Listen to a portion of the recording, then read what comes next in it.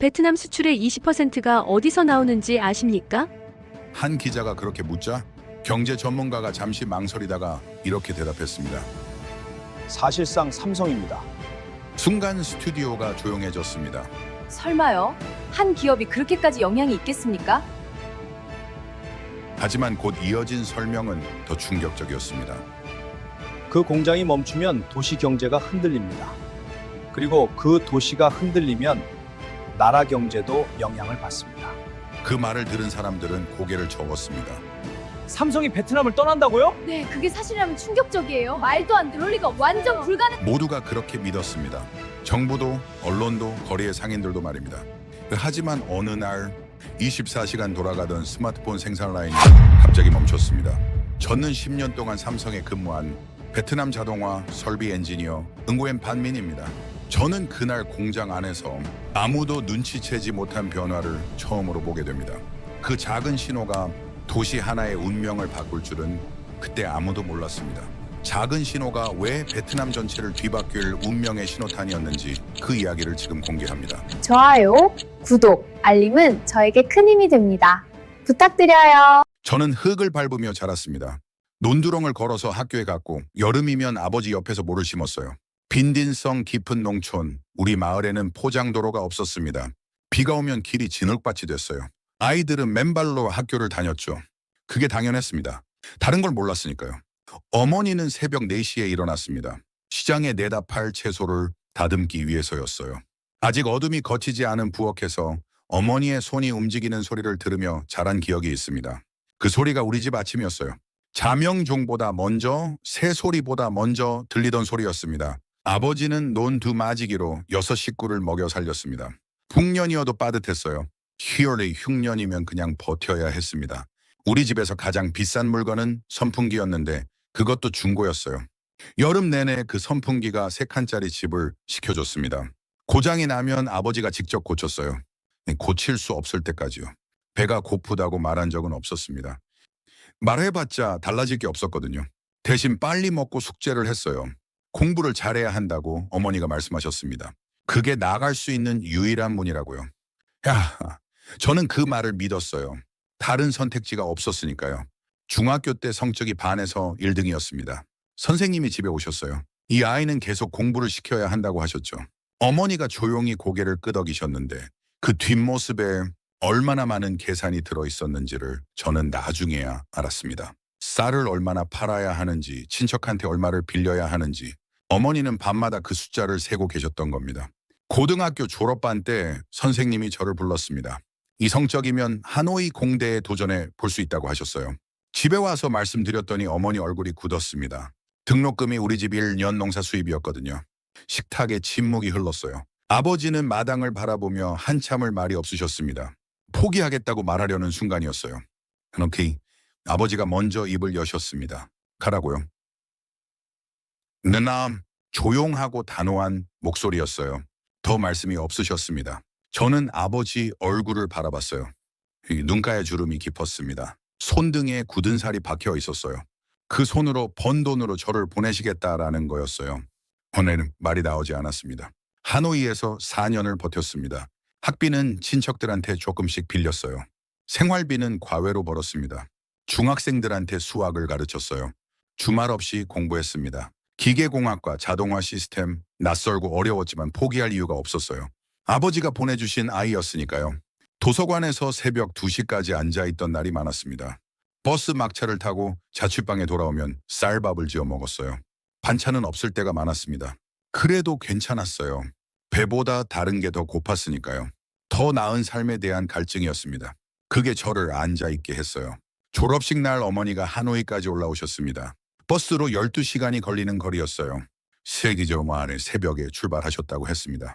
학사모를 쓰고 어머니 옆에 섰을 때 어머니가 웃으셨어요. 그 웃음을 저는 지금도 기억합니다. 한 번도 본 적 없는 얼굴이었어요. 그게 다였습니다. 어머니는 자랑스럽다는 말도 수고했다는 말도 하지 않으셨어요. 지연아레노마는 웃으셨습니다. 그것만으로 충분했습니다. 졸업 후 첫 직장은 하노이 외곽의 작은 제조 공장이었습니다. 자동화 설비를 다루는 일이었어요. 배운 걸 쓸 수 있었습니다. 첫 월급은 400만 동이었어요. 한국 돈으로 20만 원 정도였습니다.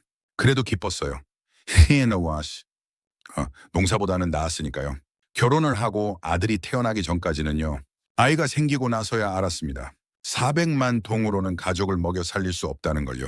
집세, 밥값, 기저귀값, 분유값 숫자가 맞지 않았어요. 매달 말이 되면 통장이 바닥났습니다. 아내는 아무 말도 하지 않았어요. 후안에 쫄았던 말은 하지만 저는 알았습니다. 눈빛이 달라졌거든요. 예전에는 저를 보며 웃던 눈이었는데 이제는 무언가를 참고 있는 눈이 됐어요. 알크리그림 가장 힘들었습니다. 토니 커런턴링턴 변해야 했어요. 다른 문을 찾아야 헤네스로스민 예레비선. 첫 번째 문은 아버지가 열어주셨어요. 두 번째 문은 제가 열어야 했습니다. 2014년이었습니다. 박린성에 삼성 공장이 들어온다는 소문이 돌았어요. 동료들이 웅성거렸습니다. 거기 월급이 우리 2배라는 말이 나왔죠. 누군가는 믿지 않았고 누군가는 이미 지원서를 넣었다고 했어요. 저는 조용히 모집 공고를 찾아봤습니다. 자동화 설비 유지 보수 엔지니어. 제가 하던 일이었어요. 그네남에는 솔직히 두려웠습니다. 대기업이잖아요. 체계가 다를 것이고 기준이 다를 것이고 사람도 달랐겠죠. 저 같은 사람이 들어갈 수 있을까 싶었어요. 빈딘성 농촌 출신의 작은 공장에서 경력을 쌓은 사람이요. 화려한 게 없었습니다. 있는 건 성실한 뿐이었어요. 가만히는 통통할지 몰랐습니다. 그래도 지원서를 넘었습니다. 아이 얼굴이 생각났거든요. 필기 시험이 있었습니다. 생각보다 어렵지 않았어요. 매일 현장에서 다뤘던 내용들이었거든요. 이론보다 실무가 더 많이 나왔어요. 저는 그 부분에서 강했습니다. 작은 공장에서 직접 손을 쓰며 배운 것들이었으니까요. 오히려 책으로만 배운 사람보다 나을 수 있겠다 싶었습니다. 그제야 조금 자신이 생겼어요. 면접에서는 한국 엔지니어가 직접 물어봤습니다. 설비 오류가 났을 때 어떻게 진단하냐고요. 저는 차근차근 설명했어요. 소리부터 듣는다고 했습니다. 그 다음 진동을 확인하고 온도를 체크하고 오류 코드를 보기 전에 먼저 현장을 느낀다고 했어요. 그게 제 방식이었거든요. 작은 공장에서 매뉴얼 없이 버티면서 터득한 방법이었습니다. 면접관이 고개를 끄덕이더니 뭔가 메모했어요. 좋은 신호인지 나쁜 신호인지 몰랐습니다. 합격이었습니다. 문자를 받고 한참 화면을 바라봤어요. 3번을 읽었습니다. 합격이 맞았어요? 그날 밤 아내 옆에 누워 한참 천장을 바라봤습니다. 기쁜 건지 무서운 건지 구분이 되지 않았어요. 아내가 잠결에 손을 잡았습니다. 저는 그 손을 꼭 쥐었어요. 말이 필요 없었만. 여보스입니다. 박린성으로 내려가던 날 아침이었습니다. 버스 창밖으로 논이 보였어요. 하노이를 벗어나면서부터 풍경이 달라졌습니다. 건물이 줄고 논이 늘었어요. 어릴 적에 보던 풍경이었습니다. 와 그러는데 군데군데 달랐어요. 논 사이에 공장 건물이 서 있었습니다. 아직 완공이 덜 된 곳도 있었어요. 크레인이 돌아가고 있었습니다. 논밭이 공장이 되고 있었어요. 그 공장은 논밭 위에 세워졌습니다. 말 그대로였어요. 벼가 자라던 땅이 공장 부지가 됐죠. 처음에 그 얘기를 들었을 때는 뭔가 이상하다고 생각했습니다. 농지가 없어지는 건 아닌가 싶었거든요. 하지만 곧 알게 됐어요. 그 논에서 나오는 벼로는 가족을 먹여 살리기가 점점 어려워지고 있었다는 걸요. 논을 팔아받은 보상금으로 자식을 도시에 보내는 게 더 낫다는 걸 농부들도 알고 있었습니다. 저처럼요. 만화쓴 기회는 그렇게 왔습니다. 있던 논밭 위에 세워진 공장에서요. 첫 출근 날 공장 정문에 서서 멈칫했습니다. 크다는 말로는 표현이 되지 않았어요. 축구장이 몇 개는 들어갈 것 같은 건물이었습니다. 수천 명이 같은 시간에 출근하고 있었어요. 모두 같은 색의 작업복을 입고 있었죠. 나도 이제 그 안에 속하는 사람이구나 싶었습니다. 대전 교원님, 가슴이 뭉클했어요. 생산 라인을 처음 봤을 때는 말이 나오지 않았습니다. 로봇 팔이 정확하게 움직이고 있었어요. 오차가 없었습니다. 밀리미터 단위로 맞아 들어가는 설비들을 바라보며 저는 깨달았어요. 이런 수준이 있었구나 싶었습니다. 제가 일하던 작은 공장과는 차원이 달랐어요. 보나왈, 부끄러웠습니다. 그리고 동시에 설레었어요. 이걸 배울 수 있다는 게요. 한국 선임 엔지니어가 옆에 섰습니다. 김 선생이라고 불렀어요. 나이는 저보다 5살 정도 많아 보였습니다. 과묵한 사람이었어요. 말이 많지 않았습니다. 그런데 설비 앞에서는 달랐어요. 하나하나 짚어가며 설명해 줬습니다. 한국어와 영어를 섞어가며 몸짓을 더해가며 가르쳐 주었어요. 저는 네이시 필기를 했습니다. 그날 공책을 다 채웠어요. 집에 돌아와서도 다시 읽었습니다. 자다가 깨서도 읽었어요. 김 선생은 까다로운 사람이었습니다. 대충 넘어가는 법이 없었어요. 설비 하나를 점검할 때도 순서가 있었고 기록이 있었고 확인이 있었습니다. 처음에는 답답했어요. 하는 놈 이렇게까지 해야 하나 싶었죠. 그런데 한 달이 지나자 알게 됐습니다. 그 꼼꼼함이 라인을 멈추지 않게 하는 힘이라는 걸요. 한 단계를 건너뛰면 반드시 나중에 문제가 생겼습니다. 이 예외가 없었어요. 그 사람은 그걸 이미 알고 있었던 거죠. 어느 날 설비에서 이상한 소리가 났습니다. 아주 작은 소리였어요. 저는 그냥 지나치려 했습니다. 그때 김 선생이 멈추라고 했어요. 소리를 들어보라고 했죠. 저는 귀를 기울였습니다. 들렸어요. 아주 미세하게 뭔가 다른 소리였습니다. 그는 그 소리 하나로 어느 부품이 문제인지를 짚어냈어요. 놀랐습니다. 어떻게 알았냐고 물었더니 그가 웃으며 말했어요. 오래 들으면 들린다고요. 저는 그날부터 귀를 더 기울였습니다. 설비 앞에서 소리를 들었어요. 진원함이는 스통글스테농 존스밋 이드남. 기계가 말을 한다는 게 무슨 뜻인지 조금씩 알아가고 있었어요. 기술만 배운 게 아니었습니다. 그러는 태도를 배웠어요. 우위를 대하는 방식을 배웠습니다. 문제가 생겼을 때 감추지 않고 바로 보고하는 것. 작은 이상도 그냥 넘기지 않는 것. 기록을 남기는 것. 이전 직장에서는 몰랐던 것들이었어요. 아니, 알려준 사람이 없었던 거겠죠. 아는 사람이 옆에 있어야 배울 수 있는 것들이었습니다. 저는 운이 좋았어요. 김 선생이 옆에 있었으니까요. 석 달이 지났습니다. 월급날이었어요. 통장을 확인하고 잠시 멍했습니다. 이전 직장의 2배가 넘는 금액이었어요. 숫자를 2번 확인했습니다. 네, 맞았어요. 손이 조금 떨렸습니다. 아내에게 전화했어요. 말이 잘 나오지 않았습니다. 아내가 먼저 물었어요. 왜 그러냐고요. 저는 통장 금액을 말해줬습니다. 전화기 너머로 아내가 한참 말이 없었어요. 그러다 작게 웃음소리가 났습니다. 저도 웃었어요. 퇴근길 내내 웃으며 걸었습니다. 오토바이를 타는 것도 있고 한참을 걸었어요. 다리가 아픈 줄도 몰랐습니다. 그달에 처음으로 부모님께 넉넉하게 돈을 보냈습니다. 이전까지는 보내고 싶어도 보내지 못했어요. 항상 조금씩만 보냈습니다. 그것도 미안하면서 보냈어요. 이번엔 달랐습니다. 아버지가 전화를 주셨어요. 괜찮냐고 물으셨습니다. 이 나이에 저는 괜찮다고 했어요. 나 해노했어요. 아버지는 잘했다고 하셨습니다. 그 한마디에 눈물이 날 뻔했어요. 인생이 바뀌고 있었습니다. 조용히 그러나 확실하게요. 공장이 가동된 지 2년이 지났습니다. 어느 날 출근길에 멈춰 섰어요. 길이 달라져 있었습니다. 공장 주변 도로가 넓어졌어요. 포장도 새로 됐죠. 예전에는 비만 오면 진흙탕이 되던 길이었는데 이제는 트럭들이 줄지어 다니는 도로가 됐습니다. 그냥 지나쳤던 풍경이었는데 그날따라 눈에 들어왔어요. 공장 하나가 들어왔을 뿐인데 주변이 통째로 달라지고 있었습니다. 협력업체들이 먼저 들어왔어요. 부품 공급업체, 포장재 업체, 물류업체. 삼성 공장 근처에 자리를 잡으려는 회사들이 줄을 섰습니다. 공장 담벼락 너머로 새 건물들이 올라갔어요. 크레인 소리가 끊이지 않았죠. 2년 전만 해도 논이었던 자리에 공장 건물이 섰습니다. 그 옆에 또 공장이 섰어요. 그 옆에 또요. 논밭이 산업단지가 되고 있었습니다. 그 속도가 놀라웠어요. 동료 투원이 말했습니다. 박린성이 하노이보다 더 빠르게 크고 있다고요. 저는 처음에 웃었어요. 과장이라고 생각했거든요. 그런데 숫자를 찾아보니 웃을 수가 없었습니다. 박린성 수출액이 해마다 2자릿수씩 늘고 있었어요. 그 대부분이 전자제품이었죠. 삼성이 만든 숫자였습니다. 공장 하나가 도시의 통계를 바꾸고 있었어요. 쇼핑몰이 생겼습니다. 공장에서 차로 10분 거리였어요. 처음 문을 열던 날 아내와 함께 갔습니다. 위로라는 에스컬레이터가 있었어요. 아내가 신기하다는 듯 바라봤습니다. 우리 고향 빈딘성에는 에스컬레이터가 있는 건물이 없었거든요. 아이들이 에스컬레이터를 타겠다고 떼를 썼습니다. 저는 웃으며 몇 번이고 태워줬어요. 딸이 위로 올라가면서 손을 들고 소리를 질렀습니다.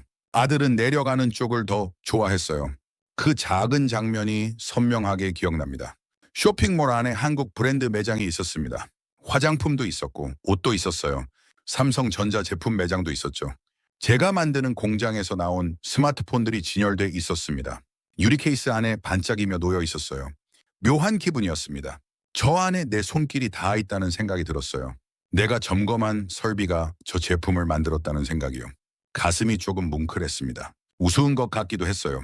하지만 진짜였습니다. 아파트 단지가 들어섰습니다. 공장 직원들을 위한 주거 단지였어요. 깨끗한 건물이었습니다. 엘리베이터가 있었고 주차장이 있었고 아이들이 뛰어놀 수 있는 마당도 있었어요. 분양 소식이 나오자마자 대기줄이 생겼습니다. 삼성 직원이면 대출 조건이 유리하다는 말이 돌았어요. 저도 알아봤습니다. 좀 망설였어요. 대출이 부담스러웠거든요. 아내는 한번 해보자고 했습니다. 아이들한테 좋은 환경을 만들어주고 싶다고요.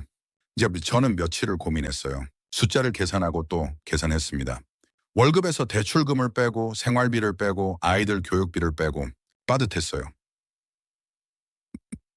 하지만 불가능하지는 않았습니다. 그리고 결심이 했어요. 신청했습니다. 이사 날이었습니다. 짐이 많지 않았어요. 트럭 한 대로 충분했습니다. 새 아파트 현관문을 처음 열었을 때 아들이 달려 들어갔어요. 제 방이 어디냐고 소리쳤습니다. 딸은 창문 앞에 서서 바깥을 내다봤어요. 엄마, 여기서 학교 보여 라고 했습니다. 아내가 웃었어요.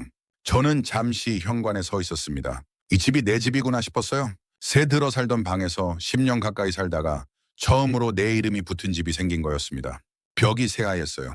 바닥이 깨끗했습니다. 창문으로 햇볕이 잘 들어왔어요. 저는 그 햇볕 속에 서서 한참 있었습니다.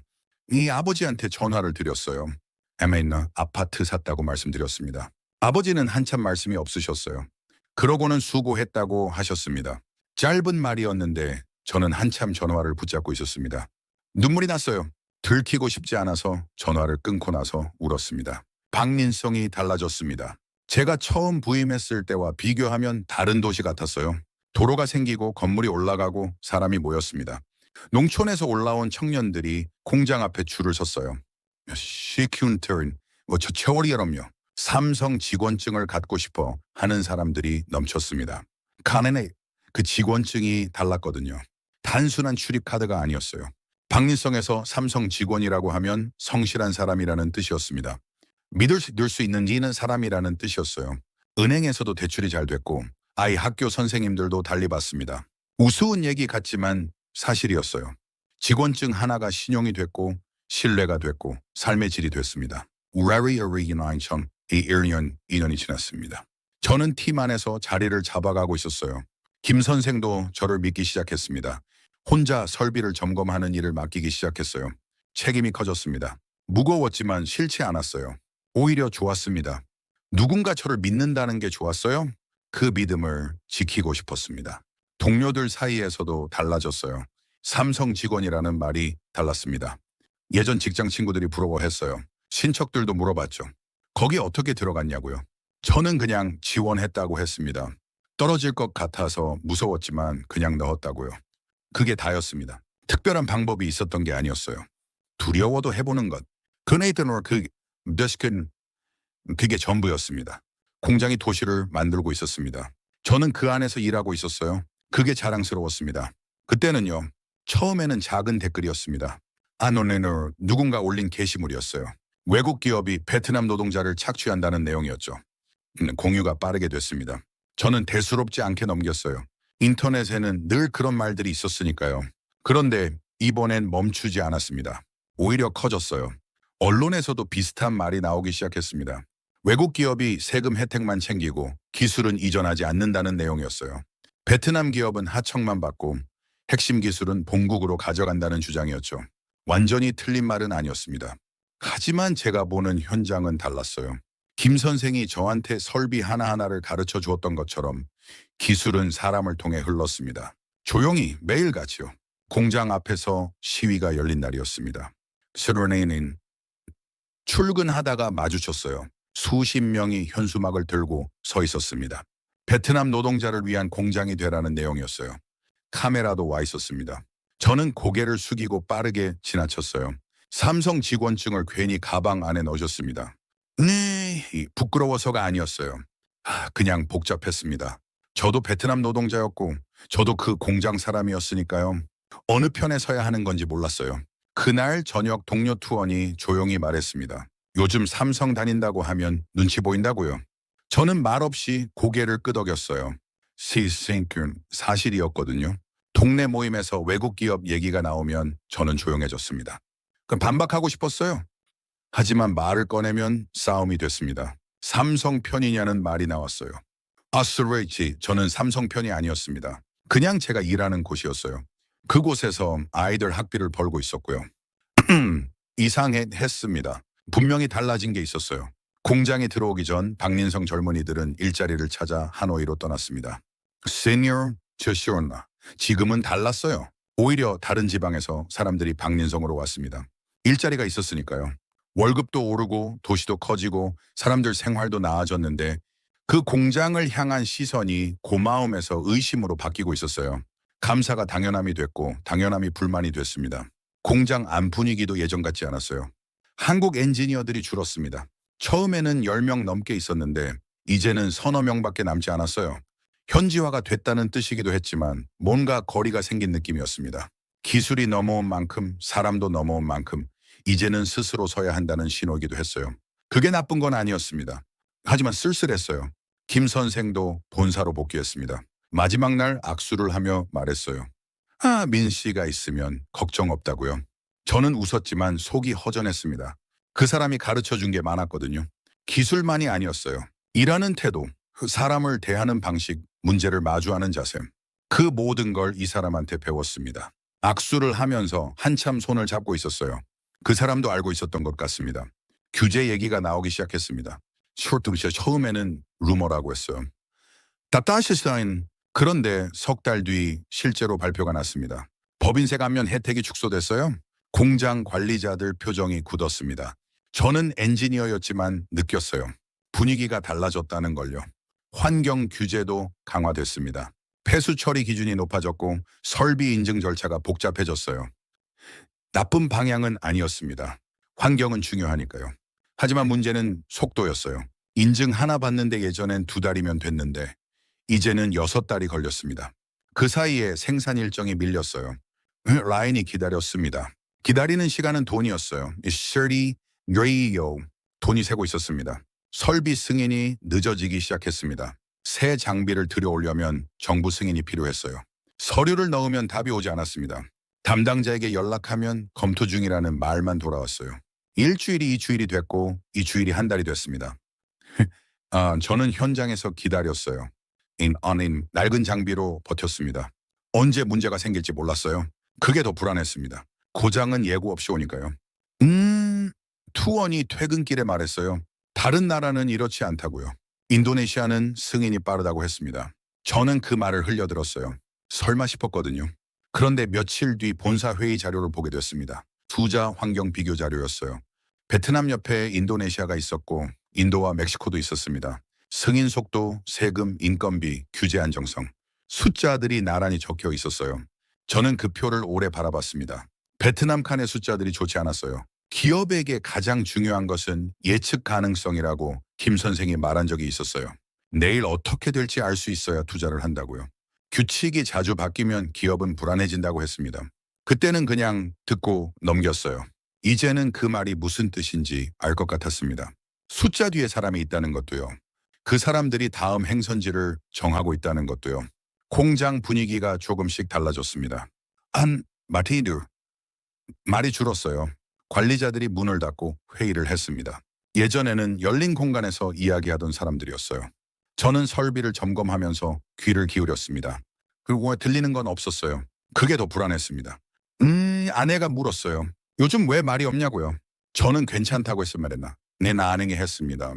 사실 괜찮지 않았어요. 무언가 흔들리고 있다는 느낌이 들었거든요. 공장이 아니라 그 공장을 둘러싼 모든 것이요. 시크티로 라인은 돌아가고 있었습니다. 하지만 언제까지일지 몰랐어요. 그 불안을 아내한테 말할 수가 없었습니다. 저는 가장이었으니까요. 그날은 평범한 화요일이었습니다. 오전 7시 저는 늘 하던 대로 설비를 점검했어요. 이상이 없어나 되는. 라인이 돌아가고 있었어요. 로봇 팔이 움직이고 컨베이어가 흘렀습니다. 저는 커피 한 잔을 들고 모니터 앞에 앉았어요. 평범한 아침이었습니다. 오전 9시 12분이었습니다. 경보음이 울렸어요. 저는 벌떡 일어났습니다. 3번 라인이었어요.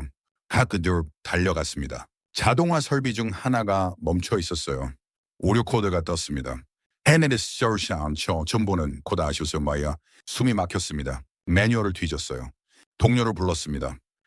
본사 기술팀에 연락했어요. 세 가지를 동시에 했습니다. 식은땀이 났어요.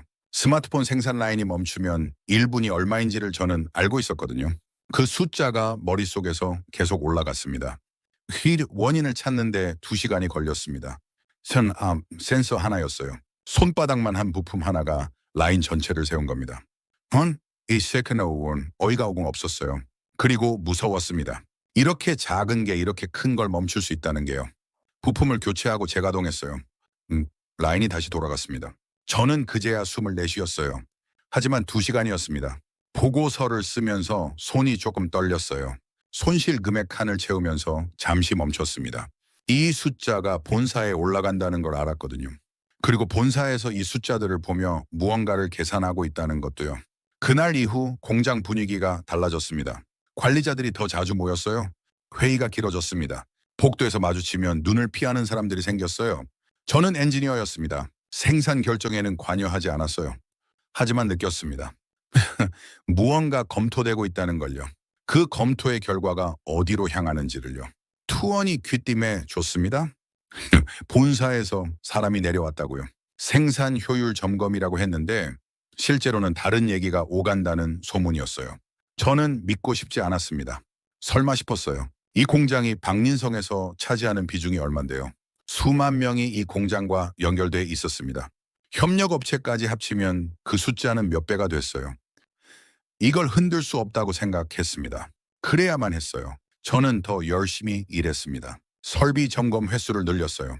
기록을 더 꼼꼼히 있게 남겼습니다. 오류가 생기기 전에 잡아내려 했어요. 이상한 소리가 들리면 달려갔습니다. 작은 진동 하나도 놓치지 않으려 했어요. 라인을 지키면 된다고 생각했습니다. 아니, 내가 할 수 있는 건 그거였으니까요. 어느 날 밤이었어요. 야근을 마치고 나오는데 하늘에 별이 많았습니다. 공장 불빛이 꺼지지 않고 있었어요. 24시간 돌아가는 공장이었으니까요. 저는 잠시 서서 그 불빛을 바라봤습니다. 이 불빛이 꺼지면 안 된다고 생각했어요. 수만 명의 생계가 이 불빛 안에 있었으니까요. 제 가족도요. 집에 돌아오니 아이들이 자고 있었습니다. 아들 방문을 살짝 열었어요. 골을 골며 자고 있었습니다. 딸은 이불을 발로 차놓고 있었어요. 덮어줬습니다. 아내가 물었어요. 밥은 먹었냐고요. 저는 괜찮다고 했을 말했나. 네, 나안행이 했습니다. 아내는 더 묻지 않았어요. 눈치가 빠른 사람이었거든요. 그 눈치가 때로는 고맙고 때로는 미안했습니다. 소문이 확인된 건 2달 뒤였습니다. 그 카니커니션 회사 내부 공지가 아니었어요. 뉴스였습니다. 삼성이 베트남 일부 생산 라인 이전을 검토하고 있다는 내용이었어요. 인도와 인도네시아가 거론됐습니다. 저는 뉴스를 3번 읽었어요. 글자는 눈에 들어왔는데 의미가 머리에 들어오지 않았습니다. 이해하고 싶지 않았던 거겠죠. 두원한테 전화가 왔어요. 헨리니 봤냐고 했습니다. 저는 봤다고 했어요. 한참 둘 다 말이 없었습니다. 투원이 먼저 끊었어요. 저는 한동안 전화기를 내려놓지 못했습니다. 공식 발표는 조용히 났습니다. 그냥 사내 공지였어요. 일부 생산 라인을 단계적으로 재배치한다는 내용이었습니다. 재배치라는 단어를 썼어요. 이전이라는 말은 쓰지 않았습니다. 하지만 다들 알았어요. 같은 말이었으니까요. 공지가 뜨던 날 구내식당이 조용했습니다. 밥을 먹는 사람이 별로 없었어요. 먹어도 맛을 모르는 것 같았습니다. 저도 그랬어요. 트레이를 들고 자리에 앉았는데 숟가락을 들 생각이 나지 않았습니다. 옆에 앉은 동료가 말했어요. 우리는 어떻게 되냐고요. 저는 대답하지 못했습니다. 구조조정 소문이 퍼지는 건 빨랐습니다. 누가 먼저랄 것도 없이 이름이 오르내리기 시작했어요. 어느 팀이 먼저 줄어든다더라. 어느 라인이 완전히 이전된다더라. 확인되지 않은 말들이 복도를 돌아다녔습니다. 저는 듣고 싶지 않았어요. 하지만 피할 수가 없었습니다. 어딜 가나 그 얘기였으니까요. RS 생산 라인이 하나씩 줄었습니다. 처음엔 티가 나지 않았어요. 그런데 한 달이 지나자 공장 한쪽이 조용해졌습니다. 로봇 팔이 멈춰 있었어요. 컨베이어가 서 있었습니다. 그 정적이 낯설었어요. 저는 그 앞을 지나칠 때마다 시선을 돌렸습니다. 보고 싶지 않았거든요. 협력업체들이 먼저 타격을 받았어요. 부품 납품 물량이 줄었다는 얘기가 들렸습니다. 공장 근처 식당들이 한산해졌어요. 점심시간에 줄을 서던 국수집이 손님이 없었습니다. 사장이 한숨을 쉬며 말했어요. 요즘 통 안 온다고요. 저는 뭐라고 해야 할지 몰랐어요. 그 식당에서 거의 매일 점심을 먹었거든요. 이제는 제가 가도 혼자였습니다. 인사팀에서 연락이 왔습니다. 면담을 하자고 했어요. 저는 알았습니다. 그 면담이 무슨 의미인지요. 다리가 조금 떨렸습니다. 면담실에 들어갔어요. 담당자가 종이를 내밀었습니다. 조용한 목소리로 설명했어요. 생산 라인 축소로 인한 인력 재배치라고 했습니다. 재배치라는 말을 또 썼어요. 저는 종이를 받아 들었습니다. 읽었어요. 희망퇴직 신청서였습니다. 일단 손이 차가워졌어요. 집에 와서 아내에게 말했습니다. 아내는 한참 말이 없었어요. 그러고는 물었습니다. 우리 어떻게 자나? 나 하냐고요. 저는 대답하지 못했어요. 아이들은 옆방에서 웃으며 놀고 있었습니다. 그 소리가 그날따라 크게 들렸어요. 평소엔 시끄럽다고 했을 텐데 그날은 그 소리가 너무 소중했습니다. 지켜야 한다는 생각이 들었어요. 밤에 잠이 오지 않았습니다. 트야기서는 천장을 바라봤어요. 11년이 넘는 시간이 지나갔습니다.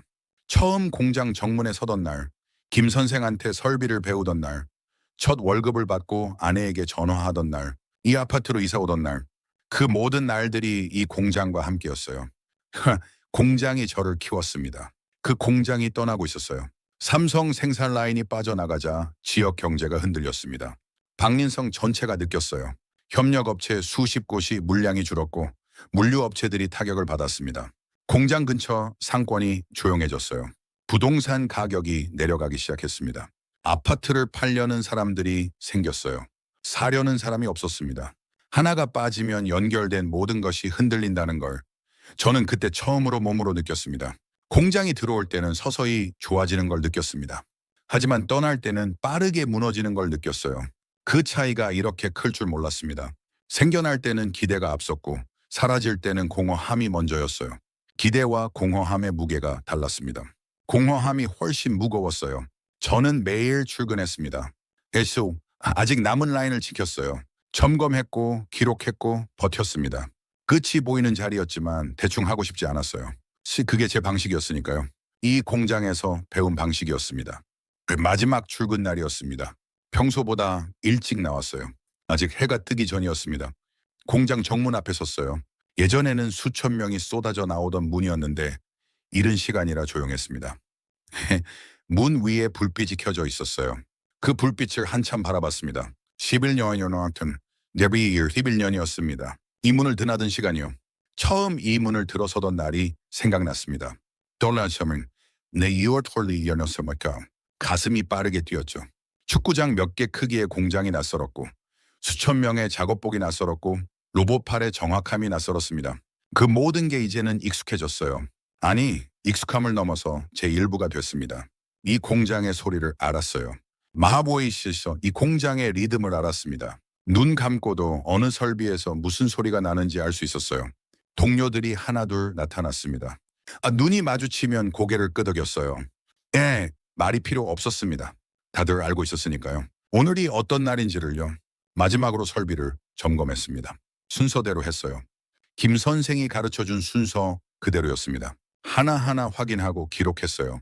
마지막 점검이었지만 대충 하고 싶지 않았습니다.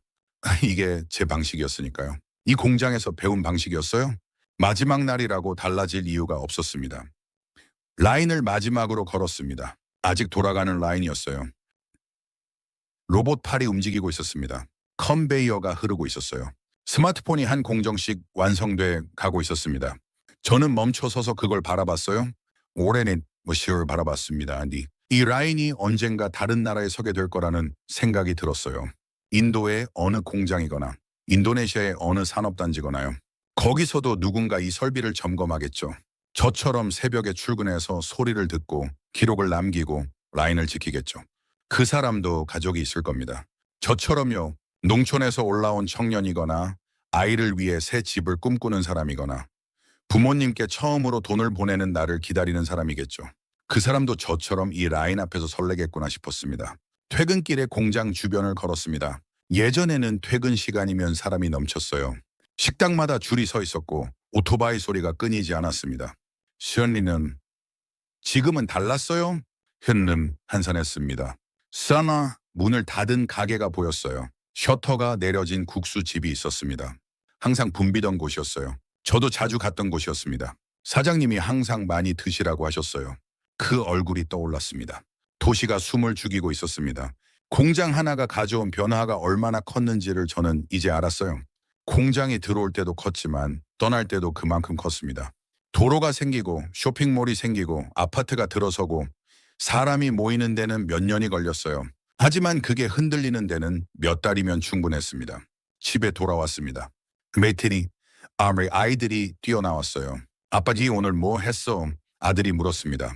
저는 웃으며 말했어요. 일 잘 마무리하고 왔다고요. 아들은 고개를 끄덕이더니 다시 자기 방으로 들어갔습니다. 딸이 손을 잡아당겼어요. 같이 밥 먹자고 했습니다. 밥상 앞에 앉았어요.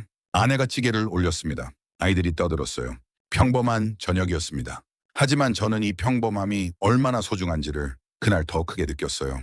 이 밥상을 지켜야 한다고 생각했습니다. 공장이 떠났어도 내가 가진 것들은 남아있었어요. 기술이 남아있었고 경험이 남아있었고 가족이 남아있었습니다. 그걸로 다시 시작할 수 있었어요. 밥을 먹고 나서 핸드폰을 꺼냈어요. 채용 공고를 검색했습니다. 삼성 해외 공장 엔지니어 채용. 인도노이다 공장이 있었어요. 이는 인도네시아 버카시 공장도 있었습니다. 저는 공고를 하나하나 읽었어요. 자격 요건을 봤습니다. 자동화 설비 유지 보수 경력 5년 이상. 저는 11년이었어요. 사내 이야기 철저봅니다. 아내한테 말했습니다. 해외 공장 지원해 보고 싶다고요. 아내가 저를 바라봤어요. 한참 말이 없었습니다. 저는 기다렸어요. 아내의 눈빛을 읽으려 했습니다. 반대하는 건지 고민하는 건지 아니면 다른 무언가인지 읽히지 않았어요. 아내가 말했습니다. 같이 가면 되지 않냐고요. 네, 놀랐습니다. 아이들 학교는 어떻게 하냐고 물었어요. 아내가 웃었습니다. 아이들도 넓은 세상 보면 좋지 않겠냐고요. 저는 요 말이 나오지 않았어요. 아내 손을 잡았습니다. 꼭 쥐었어요. 이사 오던 날 밤 잠결에 손을 잡아줬던 그 손이었습니다. 20년 가까이 함께한 손이었어요. 이 손이 어디든 따라오겠다고 하는 거였습니다. 말이 나오지 않았어요. 그냥 잡고 있었습니다. 다음날 아침 일찍 일어났어요. 지원서를 쓰기 시작했습니다. 경력사항을 채웠어요.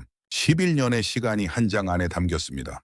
처음 입사하던 날, 김 선생한테 배우던 날들, 라인이 멈춰서 뛰어갔던 날, 혼자 설비 전체를 책임지게 된 날. 그 모든 시간이 숫자와 문장으로 정리됐어요. 쓰면서 생각했습니다. 이 시간이 헛되지 않았다고요. 빈딘성 논두렁에서 하노이 공대까지, 하노이에서 박린성 공장까지 매번 두려웠습니다. 매번 설마 싶었어요. 그런데 매번 해봤습니다. 기껏 그게 다였어요. 특별한 재능이 있었던 게 아니었습니다. 포기하지 않았을 뿐이었어요. 아버지가 조용히 말씀하셨을 때 가겠다고 했고 합격할지 몰라도 지원서를 넣었고 끝이 보여도 마지막 날까지 점검했습니다. 그게 제가 살아온 방식이었어요. 삼성이 가는 곳에 일자리가 있다고 생각했습니다. 공장이 서는 곳에 도시가 생긴다고요. 베스트한 팀이 박린성이 그랬으니까요. 논밭이 도로가 되고 도로 옆에 공장이 서고 공장 옆에 식당이 생기고 식당 건너편에 학교가 생기는 걸 저는 눈으로 봤습니다. 그 변화의 시작이 공장 하나였어요. 그 공장이 다음에 서는 곳도 그렇게 될 겁니다. 논밭이 도시가 되고 가난한 청년들이 기회를 잡게 되겠죠. 저처럼요. 저도 그 사람들 중 하나였습니다. 빈딘성에서 올라온 청년이 박린성에서 기회를 잡았어요.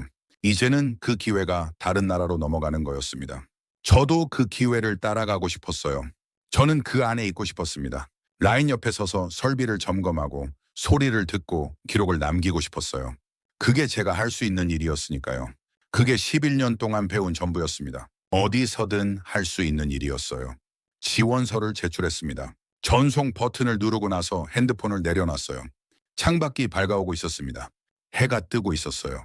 박린성의 아침이었습니다. 저 멀리 공장 굴뚝이 보였어요. 아직 연기가 올라오고 있었습니다. 남아있는 라인들이 돌아가고 있었어요.